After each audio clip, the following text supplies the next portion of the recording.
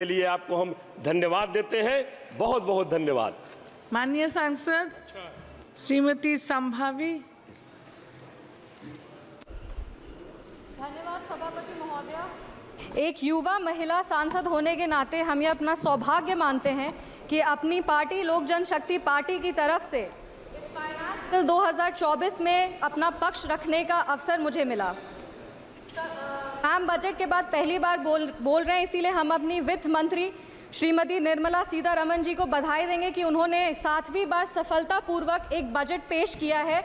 और इस चीज़ से एक चीज़ तो ज़रूर साबित होता है कि बजट घर का हो या देश का, अगर वो किसी महिला के हाथ में है तो परफॉर्मेंस और प्रॉस्पेरिटी दोनों का गारंटी है। इस सदन में मैम हम उन दो वर्गों का प्रतिनिधित्व करते हैं जो इस देश का वर्तमान भी है और भविष्य भी, युवा और महिला। महोदया, लोकतंत्र एक जब देश में चुनाव होता है तो लोकतंत्र अपना एक जनादेश देती है और हमें बहुत गर्व के साथ ये हम बता रहे हैं कि रिफॉर्म, परफॉर्म और ट्रांसफॉर्म के लक्ष्य के साथ तीसरी बार जनता ने हमें अपना मतदान रूपी आशीर्वाद देके सरकार बनाने के लिए हमें अपना जनादेश दिया है। आज 11 जून 1964 का वो दिन याद आता है जब तब के प्रधानमंत्री लाल बहादुर शास्त्री जी ने अपने देश को पहला संबोधन दिया था, जिसमें उन्होंने कहा था कि there comes a time in the life of every nation when it stands at the crossroads of history and must choose which way to go। 140 crore देशवासियों ने इस चुनाव में हमें अपना निर्णय देकर एक स्टेबल सरकार को चुना है। 2004 से 14 की जो 10 साल का पीरियड था हमारे देश का, उसको उन्होंने चुनौती दी है जब देश को सिर्फ घोटालों से और देश विरोधी गतिविधियों से जाना जाता था। यूपीए सरकार को जब हम याद करते हैं मैम तो उसको 3C की सरकार से हम याद करते हैं, करप्शन, कम्युनलिज्म एंड कन्फ्यूजन। पर जब हम एनडीए की सरकार को याद करते हैं तो हम उसको 3D सरकार से याद करते हैं, जो है development, dedication and delivery. Dedication है हर वर्ग को सुरक्षा और विकास देने का, हमारा डेवलपमेंट का विजन है और हम ये भी प्रयास करते हैं कि हमारी जितनी भी योजनाएं हैं वो हर एक व्यक्ति तक टाइम बाउंड डिलीवरी सिस्टम से पहुंचे। हमारे वादे चाहे वो राम मंदिर के हो, वो आर्टिकल 370 हो, वो जीएसटी हो या CAA हो, हमने जितने भी वादे किए हैं उसको लागू करने का पूरा प्रयास किया है। गर्व के साथ कहते हैं मैम कि जनता ने 3C नहीं 3D की सरकार को चुना है। इस सदन में अक्सर हमारे तब के प्रधानमंत्री स्वर्गीय राजीव गांधी जी की एक बात कही जाती है कि उन्होंने कहा था कि दिल्ली से अगर लाभार्थी को 100 रुपये भेजा जाता है तो लाभार्थी के पास सिर्फ 15 रुपये पहुँच पाता है, 85 रुपये भ्रष्टाचार में चला जाता है। आज गर्व के साथ कहते हैं कि अगर दिल्ली से 100 रुपये जाता है तो एनडीए की सरकार में लाभार्थी तक 100 रुपये पहुँचता है और अगर कोई भी नागरिक 1 रुपये टैक्स भरता है तो उसको योजनाओं से 10 रुपये का लाभ होता है। अगर इसे इकोनॉमिक्स की भाषा में कहें तो एनडीए सरकार का रिटर्न ऑन इन्वेस्टमेंट सबसे ज़्यादा पॉजिटिव है। मैम अब अगर इकोनॉमिक इंडिकेटर्स की बात करें तो 2004 में जब कांग्रेस की सरकार आई थी तो उनको मजबूत अर्थव्यवस्था विरासत में मिली थी, जो हमारे तब के प्रधानमंत्री अटल बिहारी वाजपेयी के समय जो अच्छे काम किए गए थे उसके वजह से था। एक सुनहरा अवसर था हमारे देश को सुपर पावर बनाने का सर, पर इन लोगों ने मिलकर हमारे देश को 50 साल और पीछे लेके चले गए। तब भारत का करंट अकाउंट बैलेंस सरप्लस, तब भारत का current account balance surplus of 0.5% GDP पे था। वो डेफिसिट 2004 जो है वो 2009 से 14 तक 3.3% हो गया सर।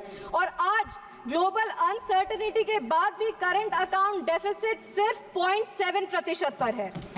विपक्ष वाले लोग हमेशा सरकार को महंगाई पे घेरते हैं, हमेशा कहते हैं कि महंगाई इस सरकार में बहुत ज़्यादा है, तो उनके लिए भी कुछ आंकड़े हैं। कंज्यूमर प्राइस इन्फ्लेशन का एवरेज वाजपेयी जी के समय 4.1% था, जो 2004 से 9 में बढ़कर 5.8% हो गया और 9 से 14 में बढ़कर तो ये 10.4% हो गया।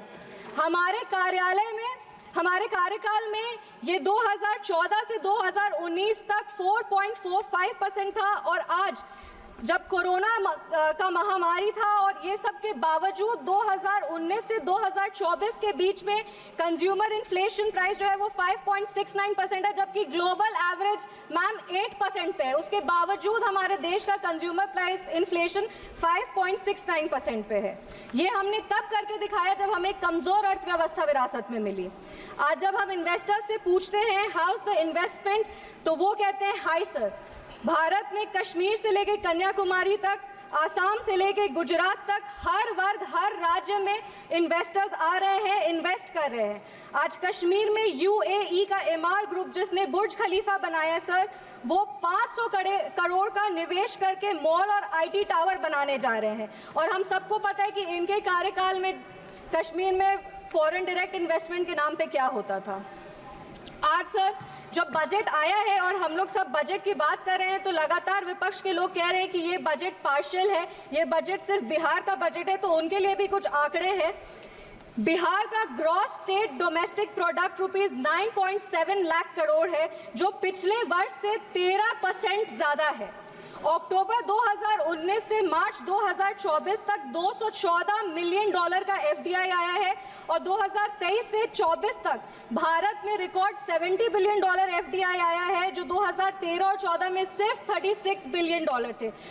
मेरे कहने का तात्पर्य ये है कि जब बिहार का इकोनॉमी एमर्जिंग इकोनॉमी है, बिहार का इकोनॉमी एस्पायरिंग इकोनॉमी, और जब केंद्र सरकार ने बिहार को सहयोग किया है तब बिहार और मजबूती से खड़ा हुआ है। मैं प्रधानमंत्री जी को और वित्त मंत्री जी का विशेष आभार व्यक्त करती हूँ बिहार की तरफ से, जिन्होंने बजट के लिए इतनी अच्छी घोषणाएं बिहार के लिए की है। अगर जॉन एफ कैनेडी की एक बात कहें तो वो कहते थे कि American roads are not good because America is rich, but America is rich because American roads are good. मुझे पूरा विश्वास है कि आने वाले समय में बिहार का उदाहरण दिया जाएगा ये सारे शब्दों के लिए। मुझे पूरा विश्वास है कि डबल इंजन की सरकार बिहार को लगातार विकास की ओर लेके जाएगी। सरकार ने बिहार को 26,000 करोड़ रुपए दिए हैं हाईवे डेवलपमेंट के लिए, जिसमें पटना पूर्णिया एक्सप्रेसवे है, बक्सर भागलपुर एक्सप्रेसवे है या बोधगया राजगीर वैशाली दरभंगा एक्सप्रेसवे। इससे बिहार के इंफ्रास्ट्रक्चर को और बल मिलेगा और रोजगार क्रिएट होगा। महोदय, इतनी सारी योजनाएं, 48 लाख करोड़ का बजट, रिकॉर्ड टैक्स कलेक्शन, हर प्रदेश में इंफ्रास्ट्रक्चर प्रोजेक्ट, ये सब सिर्फ इतने 10 साल में ही क्यों हो रहा है? क्योंकि व्यवस्था तो वही है और अधिकारी भी वही है। जो बदला है वो सिर्फ हमारा काम करने का ढंग, क्योंकि हमारे पास नेता भी है, हमारे पास नीति भी है और हमारे पास देश का सेवा करने का नियत भी है। आज जो फाइनेंस बिल आया है वो हमारे देश के लिए एक नया ग्रोथ स्टोरी लिखेगा, क्योंकि हम आज टैक्स टेररिज्म से टैक्स ट्रांसपेरेंसी की ओर बढ़ रहे हैं। अगर फाइनेंस बिल और टैक्सेशन का बात करें तो हमारा टैक्स सिस्टम दुनिया का सबसे बड़ा टैक्स सिस्टम है और हमारे देश की जो अर्थव्यवस्था है वो इस पर निर्भर करती है।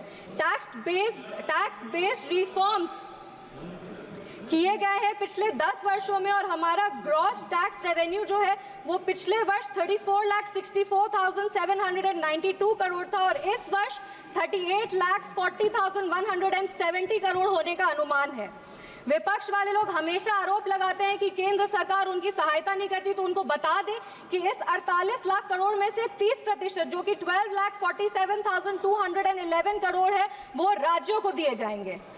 हमारी सरकार की नीतियों के कारण हमारा नेट टैक्स रेवेन्यू जो है वो 2014 में 9 लाख करोड़ था, वो आज बढ़ करके 25 लाख करोड़ है और हमारा tax to GDP ratio record 11.8% पर है। हमारी सरकार ने जीएसटी लगाकर पिछले 70 वर्षों में जो सबसे बड़ा सुधार है वो किया है। जीएसटी कलेक्शन अप्रैल 2024 में 2 लाख करोड़ रुपए का स्तर पार किया है और जीएसटी काउंसिल के गठन के बाद हमारी सरकार ने कोऑपरेटिव फेडरलिज्म को और बल दिया है, एक नया मीनिंग, एक नया डेफिनेशन दिया है।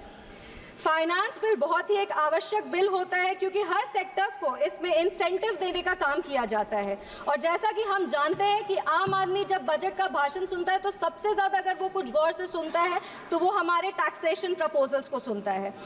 हमें बताते हुए ये बहुत खुशी हो रही है कि हमारी सरकार ने उन्हें निराश नहीं किया है और new tax regime rate structure को रिवाइज करके ऐसा एक टैक्सेशन सिस्टम लाया जिससे सैलरीड एम्प्लॉय हर साल 17,500 रुपए का इनकम टैक्स सेविंग कर पाएगा। इसका लाभ मध्यम वर्ग के लोगों को और निम्न वर्ग के लोग को सबसे ज्यादा होगा। सरकार द्वारा standard deduction for salaried employees को 50,000 से बढ़ाकर 75,000 रुपए कर दिया गया है और deduction on family pension for pensioners को 15,000 से बढ़ा करके 25,000 कर दिया गया है। इन प्रावधानों से मिडिल क्लास को लाभ होगा, कंजम्पशन बढ़ेगा, इकोनॉमिक ग्रोथ को एक पुश मिलेगा और हमारा जो 5 ट्रिलियन इकोनॉमी बनाने का सपना है उसको पूरा किया जाएगा। आज भारत स्टार्टअप के क्षेत्र में पूरे विश्व में प्रसिद्ध है और हम ये बता देना चाहते हैं कि भारत आज 3rd लार्जेस्ट स्टार्टअप का एक हब है जिसकी संख्या 1.25 लाख है और 110 यूनिकॉर्न्स हैं।